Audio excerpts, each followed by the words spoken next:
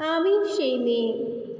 বাসে, ট্রেনে, ট্রামে, রাস্তায় আপনি যাকে রোজ দেখেন, যার শাড়ি, কপালের টিপ, কানের দুল আর পায়ের গোড়ালি আপনি রোজ দেখেন, আর আরও অনেক কিছু দেখতে পাবার স্বপ্ন দেখেন। স্বপ্নে যাকে ইচ্ছে মতন দেখেন, আমি সেই মেয়ে। বিহারের প্রত্যন্ত গ্রামে দিনের আলোয় যার ছায়া মারানো আপনার ধর্মে নিষিদ্ধ, আর রাতের গভীরে যাকে বস্তি থেকে তুলে আনতে পাইক বরকন্দাজ পাঠান আপনি, আর সুসজ্জিত বিছানায় যার জন্য অপেক্ষায় অধীর হয় আপনার রাজকীয় লাম্পট্য, আমি সেই মেয়ে। আমি সেই মেয়ে। আসামের চা বাগানে ঝুপড়ি কামিন বস্তি থেকে যাকে আপনি নিয়ে যেতে চান সাহেবী বাংলোয় মধ্যরাতে, ফায়ার প্লেসের ঝলসে ওঠা আলোয় মোদির চোখে দেখতে চান যার অনাবৃত শরীর, আমি সেই মেয়ে।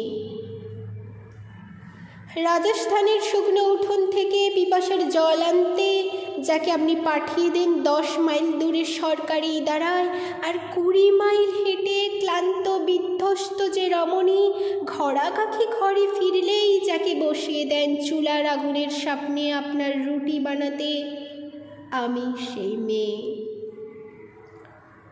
আমি সেই মেয়ে যাকে নিয়ে আপনি মগ্ন হতে চান গঙ্গার ধারে, কিংবা ভিক্টোরিয়ার সবুজে, কিংবা সিনেমা হলের নীল অন্ধকারে, যার চোখে আপনি এঁকে দিতে চান ঝুটা স্বপ্নের কাজল আর ফুরিয়ে যাওয়া সিগারেটের প্যাকেটের মতো, যাকে পথের পাশে ছুঁড়ে ফেলে আপনার ফুল সাজানো গাড়ি শুভ বিবাহ সুসম্পন্ন করতে ছুটে যায় শহরের পথে।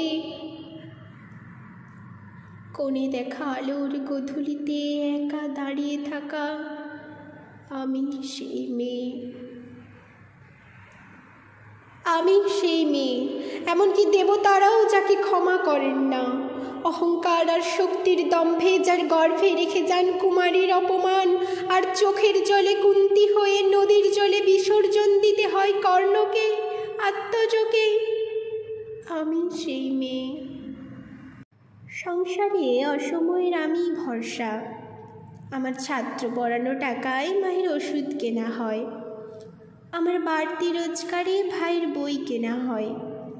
আমার সমস্ত শরীর প্রবল বৃষ্টিতে ভিজতে থাকে।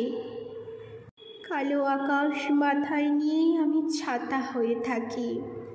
ছাতার নিচে সুখে বাঁচে সংসার।